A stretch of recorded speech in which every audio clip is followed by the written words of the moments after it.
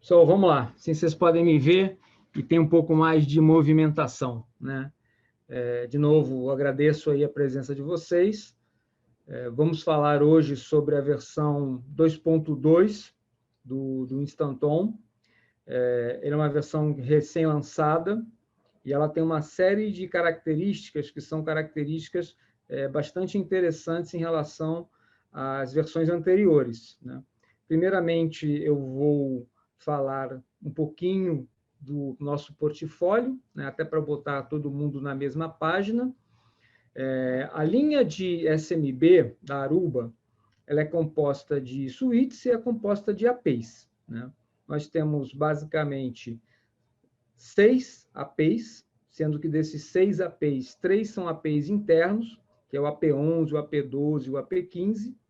A diferença básica entre os três é o número de conexões simultâneas que você vai querer em termos de usuários, né?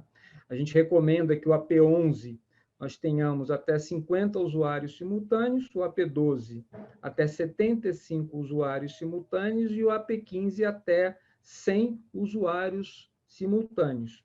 E aí a sua pergunta pode ser, beleza, o que acontece com o dispositivo 101, 102, 150, etc.? Ele não se conecta no AP? Na realidade, ele se conecta no AP sim. Todos esses APs, eles permitem a conexão de 512 dispositivos, tanto no rádio 2.4 quanto no rádio de 5, 256 clientes por cada rádio.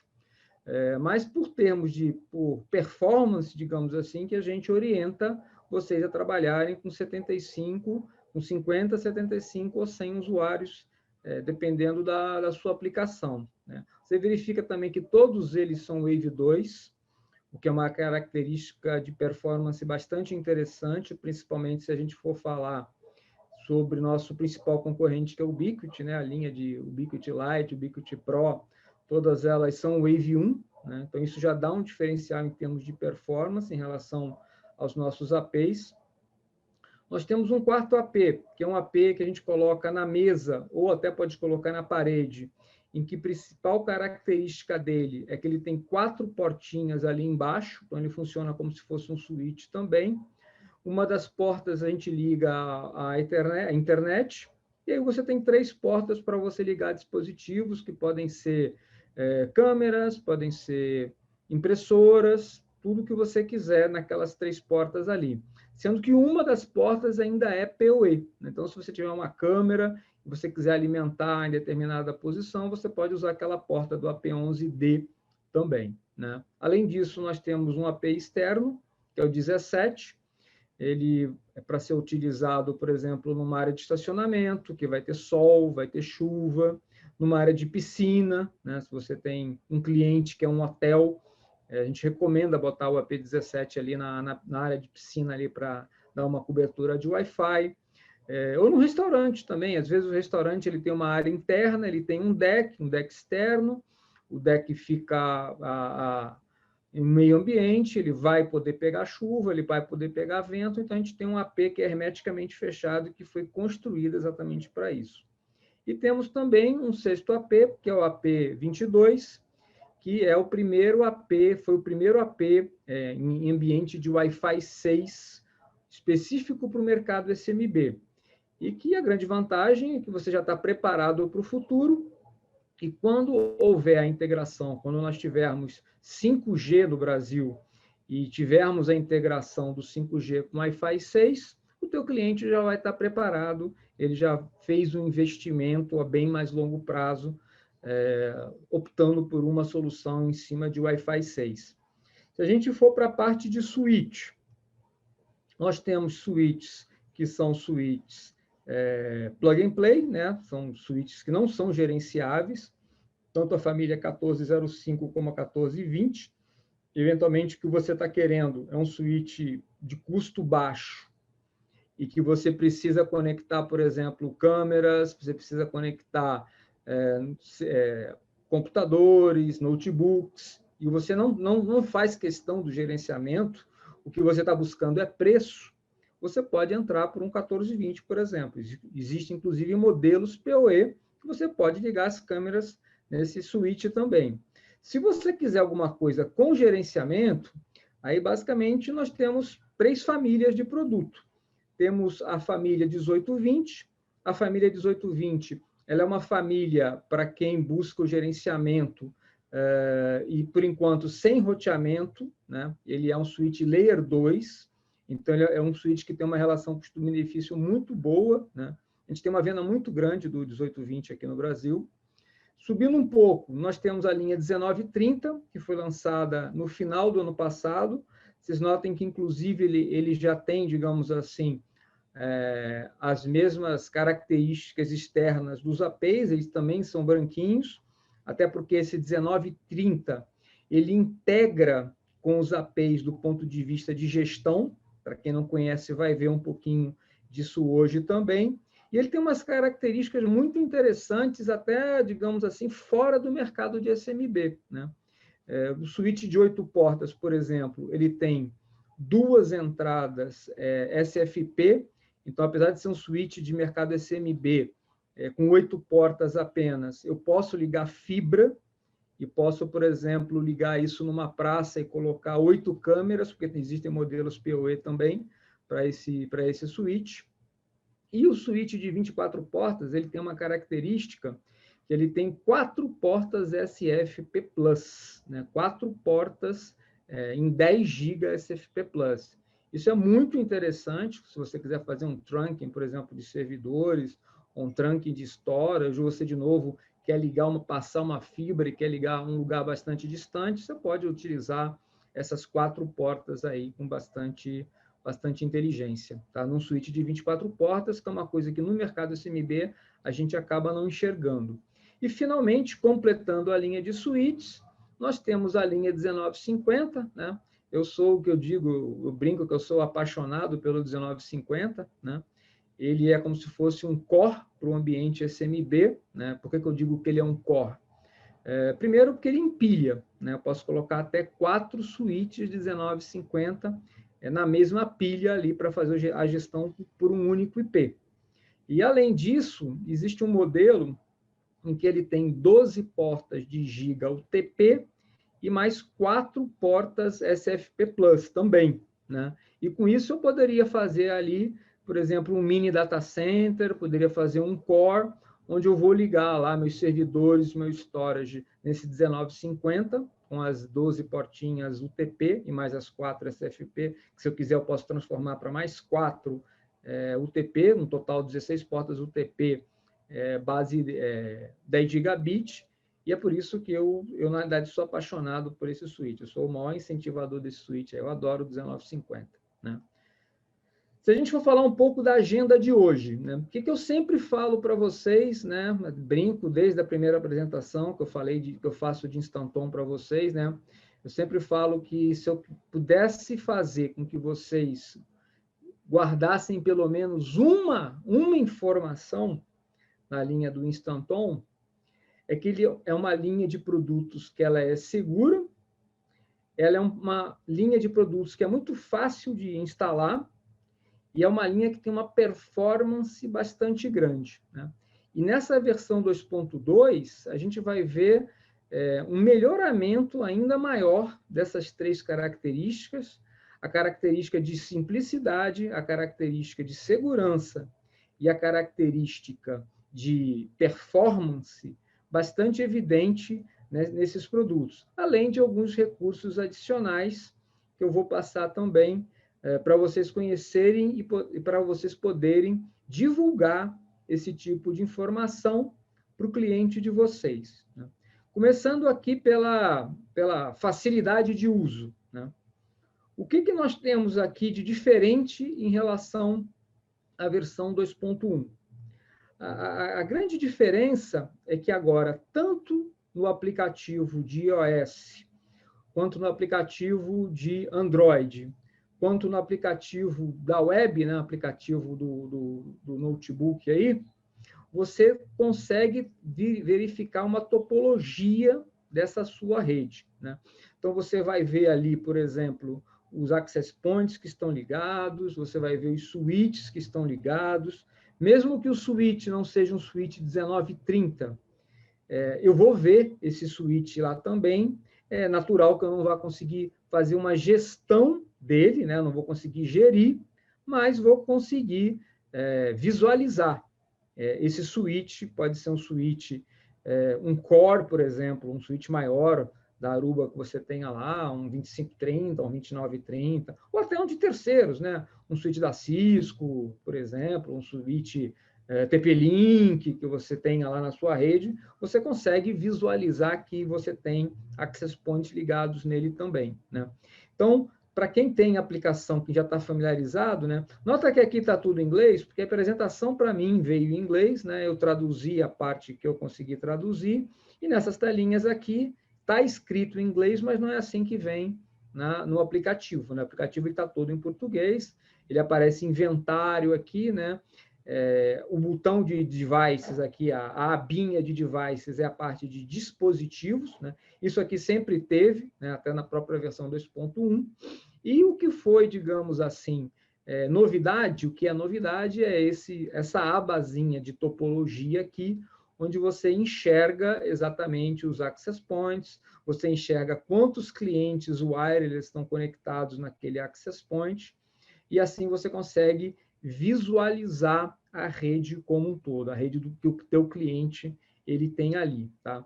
É uma ferramenta de vendas, facilita a visão, digamos assim, da tua rede, e é uma coisa legal de mostrar quando você está, digamos assim, conversando com o seu cliente, né? Se a gente for verificar também, existe um símbolozinho aqui, né, que pode ser um globinho, ou pode ser esse símbolozinho aqui com um menor, três pontinhos, e um sinal de maior, né? Qual que é a diferença entre eles, né? Lembra, para quem sabe, né? Para quem não sabe, eu vou dizer, os APIs do Instant On, eles podem trabalhar em modo router também, né? Isso quer dizer que eles podem dar toda a parte de endereçamento DHCP, né? Então, eu posso, digamos assim, fazer com que o próprio AP ele seja o meu router, né? E nesse tipo de configuração, ele vai mostrar o globinho aqui, ou se eu ligar ele, por exemplo, no router da operadora, né? Se eu não quiser que o access point ele seja um DHCP server também, ele simplesmente seja um pass-through do DHCP server do roteador da operadora, eu posso ligar também, e aí ele vai dar esse símbolozinho daqui, né? Então, essa é uma das diferenças quando a gente enxergar essa tela. Outra diferença é que você, dependendo da cor da linhazinha que tem lá conectando o switch ao access point, ele pode mostrar, por exemplo, uma linha verde que está funcionando, ele pode mostrar uma linha vermelha que o negócio está deletando. Se eu estou fazendo um upgrade lá de versão, naquele momento ele mostra uma linha laranja, né? Se ele estiver restartando, ele mostra uma linha laranja, desculpa, uma linha cinza, se ele estiver fazendo o update. E se você tiver aquele outro access point ligado em ambiente de mesh, ele bota lá um tracejadinho para mostrar que ele que a conexão dele não é uma conexão fixa com o cabo de rede. Ele é uma conexão mesh, né? Se você pegar naquela telinha lá da topologia e clicar no botão em cima do access point, você vai ver todas essas informações aqui. Você vai ver o nome dele, você vai ver o endereço IP, você vai ver o MAC address, você vai ver quantos clientes estão conectados, né? E etc. Né? Até tem interessante aqui uma coisa, né? Eu tenho, naturalmente, casa de ferreiro, o espeto aqui é de ferro, né? Eu tenho 2 instantões aqui na minha casa, e eu até apertei esses details aqui do meu, porque eu sou um cara curioso, e eu queria saber o que tinha ali, né? E eles colocaram um botão que é de localização, que eu achei até interessante, né? Se você é uma rede muito grande e você não sabe qual é aquele AP, né? Você está olhando para ele e não sabe qual é, se você entrar nesse details aqui, dar uma localização, ele durante 30 segundos fica piscando lá âmbar e verde para você fazer a identificação daquele AP. Eu achei legal, achei uma coisa bacaninha, achei uma coisa diferente, né? De facilidade, basicamente, é isso que nós temos. Tá? Falando um pouco de segurança. De segurança, a gente vai passar por 4 features novas, né? 3 delas wireless e uma wired. Quais são elas? A primeira, para o ambiente wireless, para os APs, né? Eu tenho aqui novos limites de banda, né? Até a versão 2.1, eu tinha como limite de definição de limite de banda a definição de limite por usuário, né? Então, eu diria lá que aquele determinado dispositivo, aquele conjunto de dispositivos que está ligado naquele SSID, ele poderia ter 1 megabit, 5 megabits, 10 megabits, 25 megabits por usuário de limitação de banda, né? Uma coisa interessante, às vezes você tem um café, né? Você vê que as pessoas estão indo muito para lá para baixar Netflix e levar para casa, você pode fazer essa limitação por usuário. Então, cada usuário vai ter, por exemplo, 1 megabit por segundo para descer, né? Por exemplo.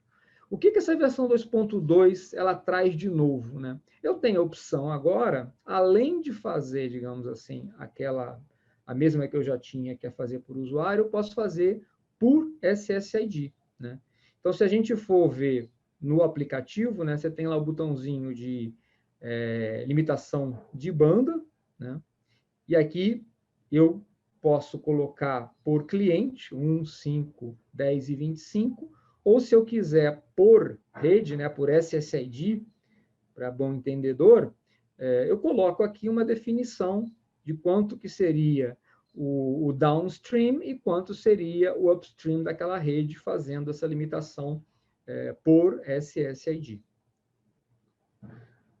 Se eu for fazer isso pelo aplicativo da web, né, basicamente é que a mesma interface, né, devidamente customizada para uma tela e não mais para um celular, né? Continuando aqui a parte de segurança, né?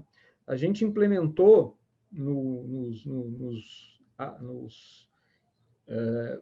APs Instanton uma criptografia chamada Wi-Fi Enhanced Open, né? O que é esse Wi-Fi Enhanced Open? Ele é uma certificação que ela foi criada especificamente para redes Wi-Fi abertas, para você não ter que ficar colocando diversas credenciais para diversos clientes, fazendo com que o acesso fique bem difícil de ser feito, né? E, além disso, esse dado que vai passar nesse Enhanced Open, ele passa criptografado, mesmo que seja uma rede aberta. Essa é a grande vantagem, né? Para que isso ocorra, naturalmente, o dispositivo, né, o teu celular, o seu notebook, ele também tem que ser compatível com esse padrão de criptografia OWI, tá?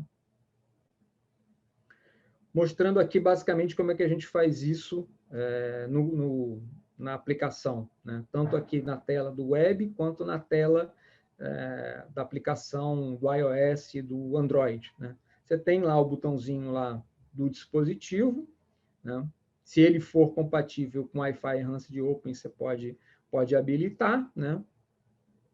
E se ele não tiver, se for, por exemplo, um iPhone antigo, que não tem essa característica, ele não vai conseguir fazer esse OWI, porque o dispositivo não é compatível, tá? Mas para o dispositivo que é compatível, ele entra automaticamente, e aquela comunicação é toda criptografada, aumentando o nível de segurança, mesmo em uma rede aberta, né? Isso que é bem legal. Outra característica para o mercado de segurança, né? Agora nós temos integração com o DNS da Cloudflare, né? O que é o DNS aí, para a gente equalizar a informação?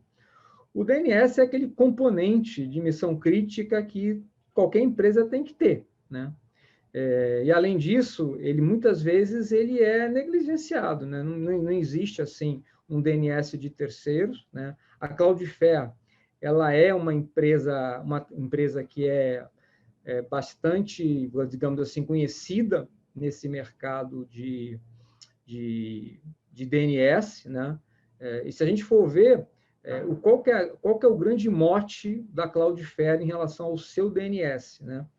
É que ele é um dispositivo, ele é um DNS, um serviço que a gente chama de nível empresarial, né? E que ele fornece um tempo de resposta bastante rápido. Eles mesmos fornecem a redundância de DNS, assim vocês não precisam se preocupar em vocês fazerem a redundância de DNS. E outra característica desse Cloudflare é que ele também faz uma mitigação de ataques de DDoS, né? Parece até que eu vendo Cloudflare, mas eu não vendo Cloudflare, não, tá? Eu só faço a integração. E essa integração, ela pode ser feita de 3 formas diferentes, né? Ela pode ser feita de modo automático, ela pode ser feita de modo de rede atribuída, né? Você atribui lá o ISP, ou ele pode ser também de modo personalizado, lá você fornece o DNS da Cloudflare, se não for aquele famoso 1.1.1.1, para que ele faça essa conexão, e isso o teu cliente acaba ficando, digamos assim, com uma velocidade de DNS maior, né? Às vezes, muitas vezes, o cliente reclama, a rede está lenta, a rede está lenta, a rede está lenta, e, na realidade, às vezes, nem é a rede que está lenta, né? É o tempo de resposta do DNS que fica lá tentando muitas vezes e não conseguindo, e aí o culpado acaba sendo a rede e não o serviço de DNS lá, que é o grande vilão, pelo menos no exemplo que eu dei, né? Falando mais um pouco de segurança, né? Você tem o que a gente chama de lista de permissão de portas aí já em relação ao switch 1930, né? O que eu posso fazer lá com o meu 1930? Eu posso determinar um determinado número de MAC address para ser colocado naquela porta, né? E aí eu pergunto aí, quem nunca de vocês, né, entrou numa sala de reunião, precisava passar um e-mail, até às vezes até de cliente, né? Eu nunca fui, viu? Eu nunca fiz isso, né? Você entra numa sala, o cliente não chega, você tem que mandar um e-mail, né? E aí você, naquela aperto lá, você pega o cabo de rede do telefone que está na mesa lá, do telefone IP, conecta no teu computador e sai disparando e-mail, né? Se não tiver nenhum tipo de proteção, você vai conseguir até fazer esse acesso, né? E aqui a proposta justamente é essa, né? Se eu tenho lá uma determinada porta, um dispositivo naquela porta, eu vou dizer, olha, o MAC address é esse aqui, qualquer coisa fora desse MAC address aqui, ele não vai conseguir fazer a conexão, né? O modo, digamos assim, ele é um modo que a gente chama aqui de modo bloqueado, né? Ele vai determinar o acesso simplesmente para aquele conjunto de endereços MAC que você passou lá, né? Até me lembra também um caso, acho que eu cheguei até a comentar isso em outra apresentação com vocês, de uma empresa que ela acabou sendo invadida, né, por um uso interno, né, por um usuário interno. E esse usuário foi um segurança, né? O segurança estava lá à noite, 10 horas da noite, não tinha nada para fazer, né? Não entrava nenhum ladrão, não entrava nada para fazer. Aí, do lado da onde ele estava, tinha uma daquelas catracas eletrônicas, né? Aí ele simplesmente pegou lá o cabo de rede da catraca eletrônica, ligou no notebook dele e ficou lá usando a internet por conta da empresa, né? Por azar, tinha uma série de worms lá no computador dele, e aí quando entrou por aquele cabo de rede lá, fez um estrago na rede da empresa, né? Então, essa lista de permissões aqui é uma coisa bastante interessante, né? E aí, como é que ele faz isso aqui, né? No caso do app, ele entra nesse clientes e dispositivos para essa porta, e você define aqui quais são os dispositivos que você quer que possam se conectar naquela porta, tá? Falando agora sobre a parte de otimização de performance. De otimização de performance, nós temos aqui 4 features principais, né? A primeira dela é justamente o fato de você poder criar uma avelã de voz, né? lá no switch, lá no 1930, né? E a partir do momento que você cria essa VLAN de voz, né? Você habilita essa VLAN de voz, já que ela, por padrão, ela vai vir desabilitada, e você vai colocar os dispositivos que você gostaria de colocar nessa VLAN de voz, fazendo com que o processo para esses pacotes de voz em wired, eles sejam bem mais rápidos do que seria normalmente, né? Outra função que ele faz, né? Lembra que eu havia dito que o 1930 ele permite um roteamento estático, né? O 1930 antigamente até a gente usava esse nome, né? Ele era um Layer 3 Lite, né? Você tinha lá os switches L2, como por exemplo o 1820, né? E você tinha switches lá L3 Full, né? O Full faz roteamento estático e faz roteamento dinâmico, e você tinha alguns que faziam um roteamento estático, né? E é o caso do 1930, né? Então você pode habilitar aqui também na sua rede, né, um switch 1930 para fazer esse roteamento de IPv4 estático, né? E aí você define lá como que você faz isso, você habilita, né, o roteamento, né, e aí você define se esse roteamento é automático ou se ele vai ser estático aqui no caso, aí você define o endereço IP e a submask que você está querendo usar, né? Mais uma feature, digamos assim, voltada à performance, né? Que é o DMO, né? De novo, dando uma igualada aqui, né? O que é multicasting, né? Multicasting, ele é um método de transmissão de pacote de dados que você envia esses dados para múltiplos destinos ao mesmo tempo. Em vez de mandar o famoso unicast, eu mando aquilo para diversos dispositivos ao mesmo tempo. E durante esse tempo de transmissão, o servidor vai enviando os pacotes e, dependendo desses dispositivos receptores, né, ele vai capturando essa transmissão e, naturalmente, após capturar essa transmissão, ele vai começar a mostrar, a reproduzir no dispositivo esse vídeo, né, esse vídeo de streaming, né? Então, se no seu ambiente do seu cliente ele utiliza multicast, né, não utiliza só unicast, você pode entrar lá dentro do software de gestão do Instanton e ativar, digamos assim, a função do otimização de vídeo streaming, né? E aqui a mesma coisa, né? Só que ao invés de ser no iOS e no Android, é no aplicativo da web. Finalmente, na parte de performance, nós temos agora, dentro dos switches, né, nós temos o que a gente chama de Green Port, né? O que é o Green Port?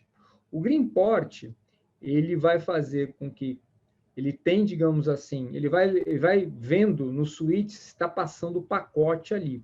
Se ele percebe que está passando muito pouco pacote, ou não está passando praticamente pacote nenhum de dados, só pacote de controle, ele reduz ali aquela atividade para baixar, digamos assim, o consumo daquela porta, né? E ele faz isso, né, enviando Heartbeats, né, aquele pacote Line Alive.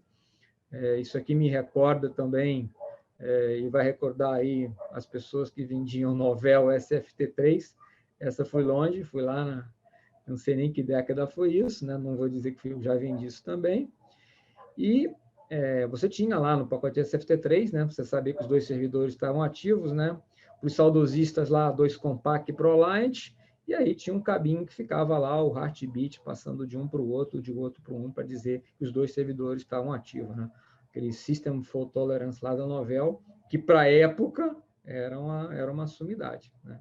Não tem muito o que dizer, não. E realmente isso agora a gente, de uma certa forma, utilizou essa tecnologia do Heartbeat para determinar se a gente diminui a atividade lá e o consumo de energia da porta ou não nesse Greenport. Tá? Isso aqui não é customizável, isso aí já vai de brinde junto com o switch. Tá? Últimos recursos aqui, né? que acabou não configurando nenhuma daquelas 3 categorias lá. Né? Nós temos novos shared services, né? Então você já tem, por exemplo, o Alexa, o Google Home, né? Como shared services dentro da rede do Instanton, você consegue enxergar isso daí. Você tem também a parte que a gente chama de priorização de PoE, né? Então, se você tem algum dispositivo em que ele tem uma prioridade em relação a receber energia de PoE, em detrimento de outros dispositivos, você pode colocar ele em uma dessas classes aqui, né? Classe 1, classe 2, classe 3, classe 4, e aí você provê uma priorização de pacote, né? Desculpe, uma priorização de energia para aqueles dispositivos que você definiu. Né? Você vai lá e define essa prioridade aí. Eventualmente, uma câmera externa, né, que está lá fora, você pode definir, não. Se faltar energia, se a energia estiver baixa, vamos dizer que eu tenho um switch que seja PPoE, né? Só metade das portas é PoE porque eu decidi comprar assim porque eu não tinha dinheiro ou porque essa foi a estratégia no momento, né? E aí vocês, ao longo do tempo, foram crescendo lá as câmeras, né? Começou a botar a câmera com tilt PTZ, que gasta muito mais energia do que uma câmera fixa, né? E não se atentou na porta do switch, né? E aí aquela câmera começou a desligar lá no meio do dia, você não sabe por quê. Você pode chegar aqui, pode dar uma priorização para que a energia que tenha seja dada primeiro para essa câmera que está externa e depois você distribui para os demais dispositivos que você tem. Né? Além dessa prioridade, eu posso fazer também um agendamento de PoE. Né? Vamos dizer que eu tenho uma área lá, APIs internos, né? E eu sei que de sexta-feira, 8 horas da noite até segunda-feira, 5 horas da manhã, eu queira cortar a energia daqueles APIs lá para economizar energia. Né? Então, posso entrar aqui também e posso fazer um agendamento dessas portas PoE, né? De forma bastante simples também. Você clica nesse botão, entra aqui no Power Schedule, e aí define aqui os dias da semana que você quer fazer o agendamento desse PoE padrão e as horas que você quer fazer esse agendamento. Né? Então, você vai seguindo aqui essa dica aqui, esses pontos para poder fazer esse gerenciamento de PoE. Né?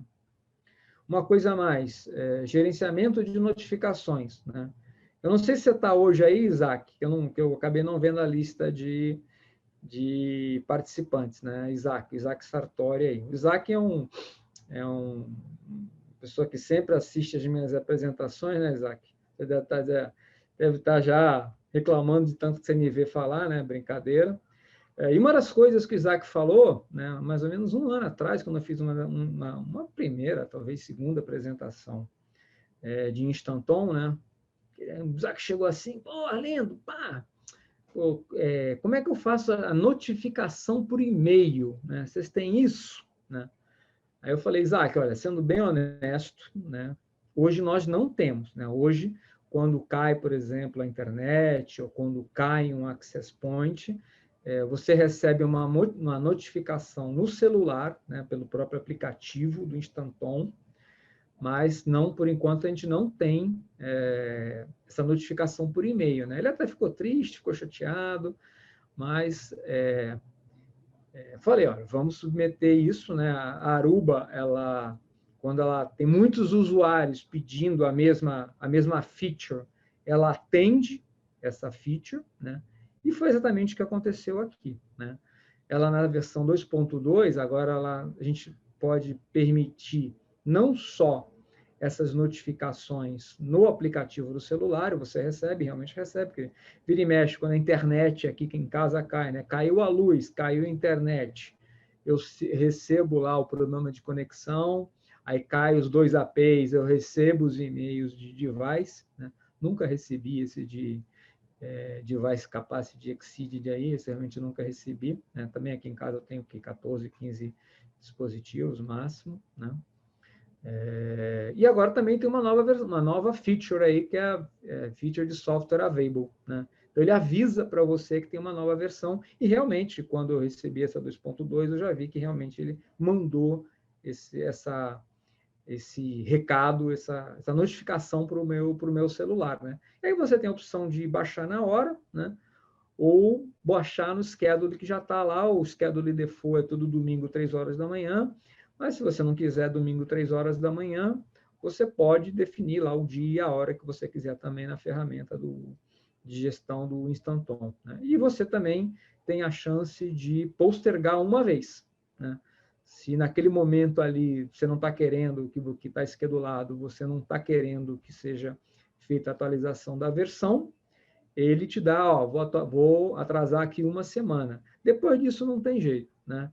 Depois disso vai, querendo ou não querendo, vai baixar a versão nova, porque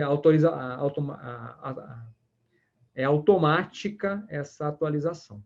Tá? Então, essa aqui foi para você, Isaac.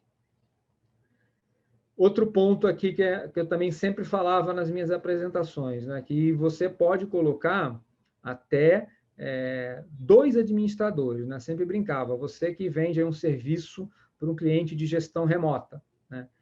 Você dá uma senha para o seu cliente e você fica com a outra senha, né? Então, seu cliente, mesmo leigo ou semi-leigo, você pode dar uma senha para ele que seja diferente da sua, para fazer esse tipo de...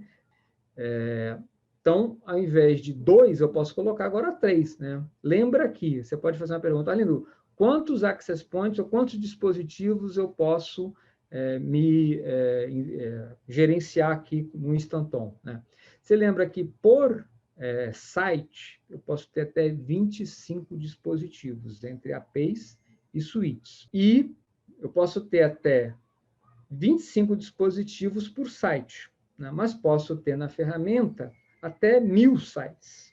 Não posso ter até 25.000 dispositivos, né? Então, se você tem um cliente que for uma drogaria, uma rede de varejo, etc., você pode colocar cada site de cada loja com nome, né? Então, tem a loja da Paulista, tem a loja do Pacaembu, tem a loja de Campinas, né? Em homenagem aqui ao Zé Augusto, que me mandou uma mensagem também, né? E aí você faz essa configuração daí, né? E posso ter 3 gestores, digamos assim, dessas minhas redes, né? Por último, em um suíte 1930, né, eu posso fazer atribuição de VLAN dinâmica, né, o DVLAN, né, onde que é um recurso em que eu posso colocar um usuário wireless em uma VLAN específica, né, baseado nas credenciais fornecidas por esse usuário, né. Então, eu chego lá, coloco esse usuário numa VLAN já pré-definida, de acordo com as características lá que eu defini para esse usuário ele entrar direto nessa VLAN, né? E aqui a forma como eu faço, né? Primeiro eu crio a VLAN, depois eu faço a configuração lá do autenticador, né? Ele vai passar pelo Radius lá e consigo fazer essa VLAN utilizando o meu switch 1930. Obrigado aí pela presença de vocês. Um abraço.